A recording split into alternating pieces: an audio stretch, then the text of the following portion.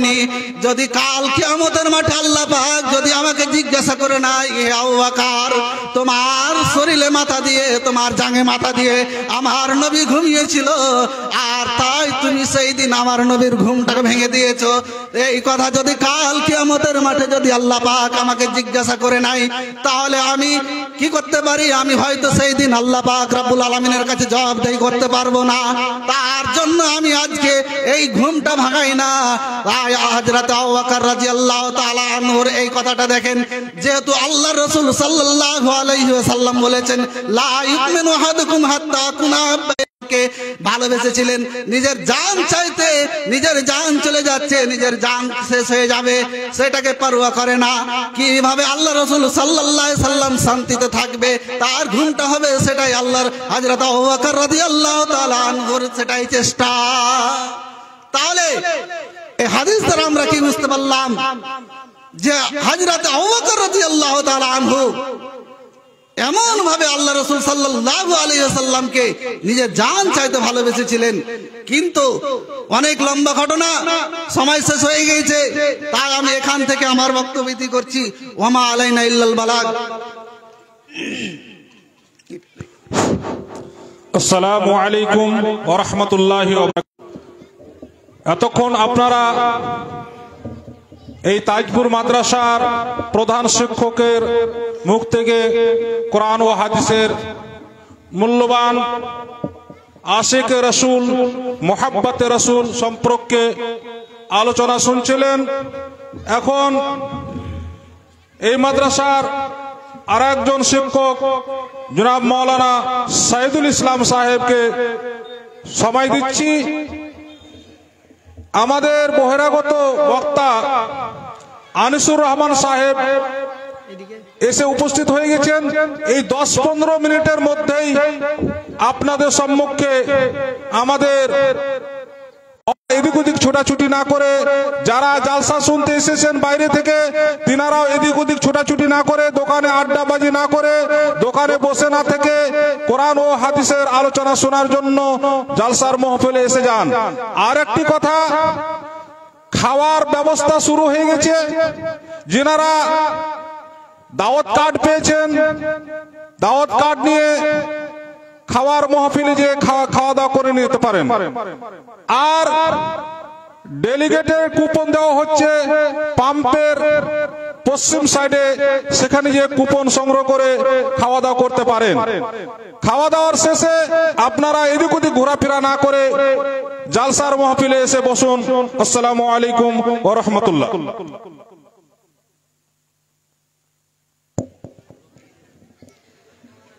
আসসালামু আলাইকুম ওয়া রাহমাতুল্লাহি ওয়া বারাকাতুহু। আলহামদুলিল্লাহি রাব্বিল আলামিন ওয়াস সালাতু ওয়াস সালামু আলা সাইয়্যিদিনা মুহাম্মদ ওয়া আলা আলিহি ওয়া সাহবিহি আজমাইন। আম্মা বা'দ, আউযু বিল্লাহি মিনাশ শাইতানির রাজীম। বিসমিল্লাহির রহমানির রহিম।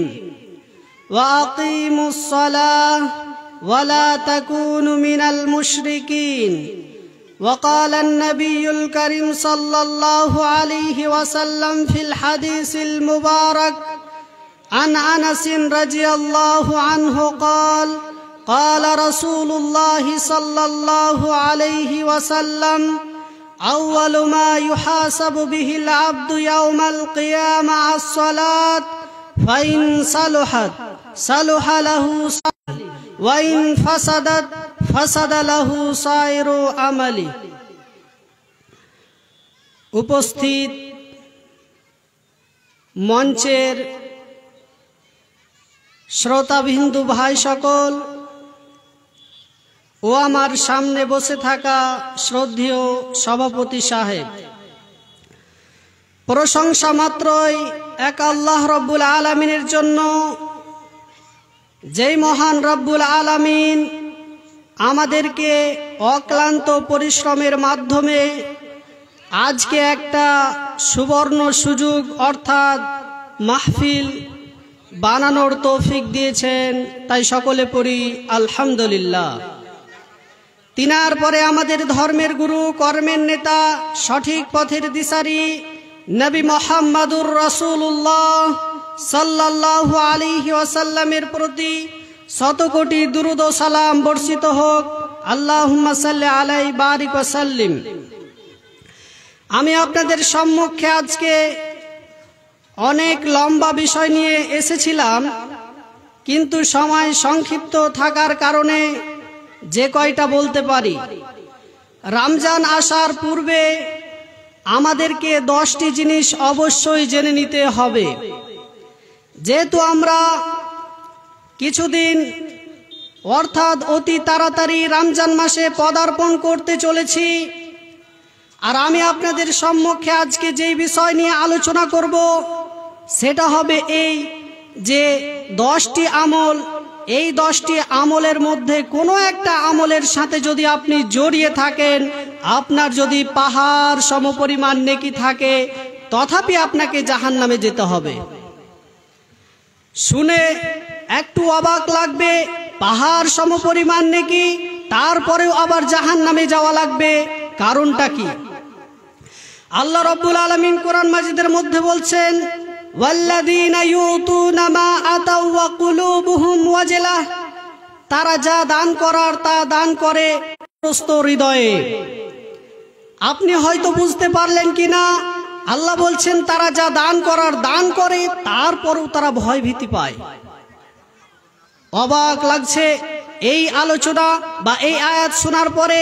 আয়েশা রাদিয়াল্লাহু আনহা আল্লাহ রাসূল সাল্লাল্লাহু আলাইহি সাল্লামকে জিজ্ঞাসা করে বসলেন, আহুমুল্লাযীনা ইয়াশরিবুনাল খামরা ওয়া ইয়াশরিকুন, আল্লাহ রাসূল, এ দ্বারা কি তারা উদ্দেশ্য যারা মদ্যপান করে ও চুরি করে? শুনে অবাক যেহেতু লাগলো, প্রশ্নটা হওয়া স্বাভাবিক, তাই তিনি প্রশ্ন করে বসলেন, এ দ্বারা হয়তো তারা যারা দান করেও ভয় পায়। তাহলে কি?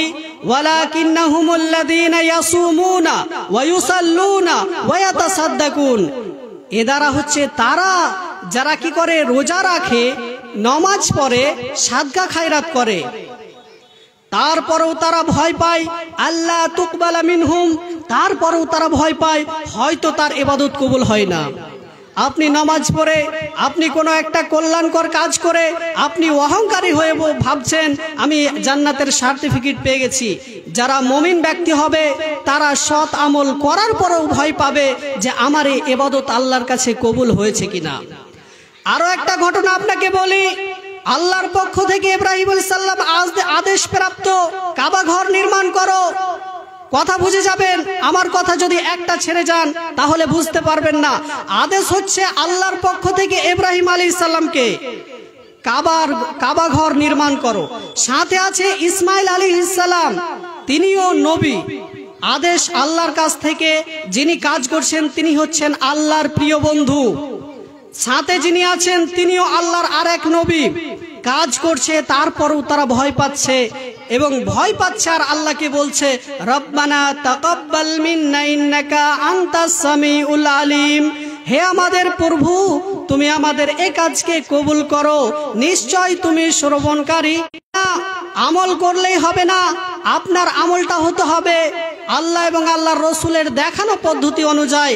আল্লাহ রসুল সাল্লাল্লাহু আলাইহি ওয়াসাল্লাম, আল্লাহ রাব্বুল আলামিন অপর একটি আয়াতের মধ্যে বলছেন, উজুহু ইয়াউমাইজিন খাশিয়া, সেই দিন অনেক মুখমণ্ডল হবে অবনত, লাঞ্ছিত, অবমানিত, ঝুঁকে থাকবে। আমিলাতুন নাসিবা, কর্মকাণ্ড হবে। বুঝতে পারছেন? অনেক নেকি করেছে, নেকি করার পরেও তাদেরকে জাহান্নামে যাওয়া লাগে। তাহলে নেকি, এই যে আমরা এমন এক মাসে পদার্পণ করতে চলেছি, আমরা অনেক নেকির কাজ করব। অনেকে মন্তব্য করেই রেখেছেন বা নিয়াত করেই রেখেছেন, এই রমজান মাস আসবে এক ওয়াক্তের নামাজ ছাড়বো না, এই রমজান মাসের পরিপূর্ণ রোজা আছে, এ ব্যাপারে চিন্তিত হওয়া উচিত। তো আমরা যাতে আমাদের আমলগুলোকে নষ্ট না করে দিই, এর কারণে আমাদেরকে এইগুলো জিনিস, এই 10টি জিনিস জানতে হবে, যেগুলো করলে আপনার আমল নষ্ট হবে না। তার প্রথমত 1 নম্বর, অনেক কথা ছিল, সময় সংকীর্ণ থাকার কারণে আমি বলছি না। 1 নম্বরে আমাদেরকে যেই কাজটা করতে হবে সেটা হচ্ছে নামাজের হেফাজত করতে হবে। নমাজ এমন একটি ইবাদত, যেই ইবাদত আপনি করেন না, পাশাপাশি আপনি সাদকা করছেন, আপনি রমজান মাসের রোজা রাখছেন, আপনি যাকাত দিচ্ছেন, আপনি হজ করছেন, আপনার বিরাট বিরাট নেকির কাজ আছে যেগুলো আপনি করে রেখেছেন, কিন্তু আপনি নমাজ পড়েন না, আপনার কোনো আমল আল্লাহর কাছে কবুল হবে না। আমার কথা না, আমি হাদিস দিয়ে আপনাকে বোঝাচ্ছি। আল্লাহ রাসূল সাল্লাল্লাহু আলাইহি সাল্লাম বলেছেন, আস-সালাতু সালাসাতুন আসলাস, নমাজের নেকিকে 3 ভাগে বিভক্ত করা হয়েছে। নমাজের পুরো নমাজটাকেই 3 ভাগে বিভক্ত করা হয়েছে। আত-তুহুরু সুলুসুন, এক ভাগ হচ্ছে পবিত্রতার মাধ্যমে অর্থাৎ উজুর মাধ্যমে, ওয়ার রুকুউ সুলুসুন, আরেক ভাগ রুকুর মাধ্যমে, ওয়াস সুজুদু সুলুসুন, আরেক ভাগ সিজদার মাধ্যমে। এই ব্যক্তি এই 3টি কাজকে নমাজের মধ্যে ভালোভাবে আদায় করবে, তার নমাজ কবুল হবে। পাশাপাশি এখন যে সে রোজা রেখেছে, হজ করেছে, যাকাত দিয়েছে, উমরা করেছে, বোঝায় মনে করেন নমাজ নাই, পাশাপাশি আপনার নেক আমল রয়েছে, সেগুলো বাম দিকের শূন্য দেওয়ার মতো। আচ্ছা, আপনার কোনো সংখ্যা নাই আর বাম দিকে আপনি শূন্য দিয়েই যাচ্ছেন, কোনো দাম আছে? কোনো দাম নাই। এখন আপনার নমাজ আছে, নমাজকে 1 বসালেন, তারপরে যদি আপনি একটা জিরো দেন 10, তার একটা জিরো দেন 100, তো নমাজ যদি পড়েন তাহলে আপনার বাকি আমলগুলো কবুল হচ্ছে।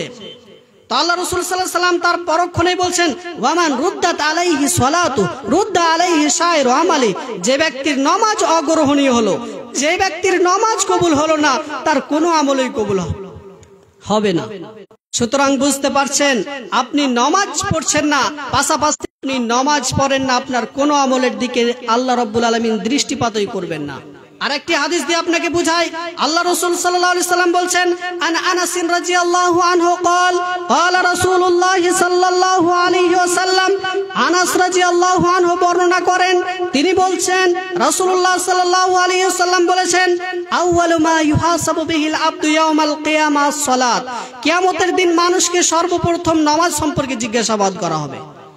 কিয়ামতের দিন আপনাকে জিজ্ঞাসাবাদ করা হবে না প্রথমত, এই তুমি হজ করেছিলে কি না করেনি, এই তুমি রোজা রেখেছো না রাখোনি, তুমি ওয়াদা করনি, এ ব্যাপারে বলা হবে না। প্রথমত বলা হবে তুমি নামাজি ছিলে কিনা। আউয়ালু মা ইউহাসাবু বিহিল আবদু ইয়াউমাল কিয়ামাহ আস-সালাত, সুতরাং ফাইন সালুহাত সালুহা লাহু সাইরু আমালিহি, যদি তার নামাজ ঠিক হয়ে থাকে, যদি তার নামাজ আল্লাহ এবং আল্লাহ রাসূলের দেখানো পদ্ধতি অনুযায়ী হয়ে থাকে, আর নামাজ যদি তার কবুল হয়ে থাকে, তাহলে তার বাকি আমলও কবুল হবে। ওয়াইন ফাসাদাত ফাসাদা লাহু সাইরু আমালিহি, যদি তার নামাজ গ্রহণ না হয়, যদি তার নামাজ আল্লাহর কাছে কবুল না হয়, তাহলে বাকি আমল কবুল হবে না। সুতরাং আপনি এই যে রমজান মাসে নামাজ ধরবেন, এরপরে আপনি কখনো ভাবিয়েন না যে নামাজ ধরার পরে আবার রমজান শেষ হয়ে যাবে, ছেড়ে দেব। তারপরে ছেড়ে দেওয়া মানে আপনার যাবতীয় নেকি নষ্ট হয়ে যাওয়া। আর একটি আমল আপনাকে বলি, অনেকটি বলার ছিল, হয়তো 10টির মধ্যে যে কয়টা বলতে পারি তার মধ্যে একটি ছিল যে কোন অন্য লোকের হক অন্যায়ভাবে নষ্ট করে দেওয়া, খেয়ে নেওয়া। এই ব্যক্তির পরিণতি পরকালে খুবই ভয়াবহ হবে। এই ব্যক্তির মতো নিঃস্ব হতভাগা দরিদ্র অন্য কেউ আর হবে না। তাই বলে রাখি, কোন মানুষকে অন্যায়ভাবে আঘাত করবে না, কোন মানুষের মাল অন্যায়ভাবে আত্মসাৎ করবে না, কোন মানুষের উপর জোরপূর্বক অন্যায়ভাবে এক বিঘা জমি চেপে খাবেন না, না হলে ভয়াবহ পরিণতির শিকার আপনাকে হতে হবে।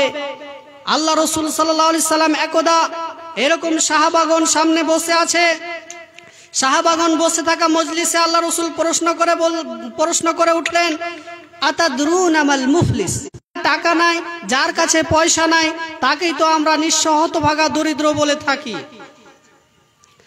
তো আল্লাহ রাসূল সাল্লাল্লাহু আলাইহি সাল্লাম বলছেন, আল মুফলিসু মিন উম্মতি মাইয়াতি ইয়াউমাল কিয়ামাতি বিসালাতিন ওয়া সিয়ামিন ওয়া যাকাতিন, আমার উম্মতের মধ্যে মুফলিস হতভাগা দরিদ্র হচ্ছে ওই ব্যক্তি যে কিয়ামতের দিন আকাশ সমপরিমাণ নেকি নিয়ে আসবে, তার নেকি থাকবে, নমাজের নেকি থাকবে, রোজার নেকি থাকবে, হজের নেকি থাকবে।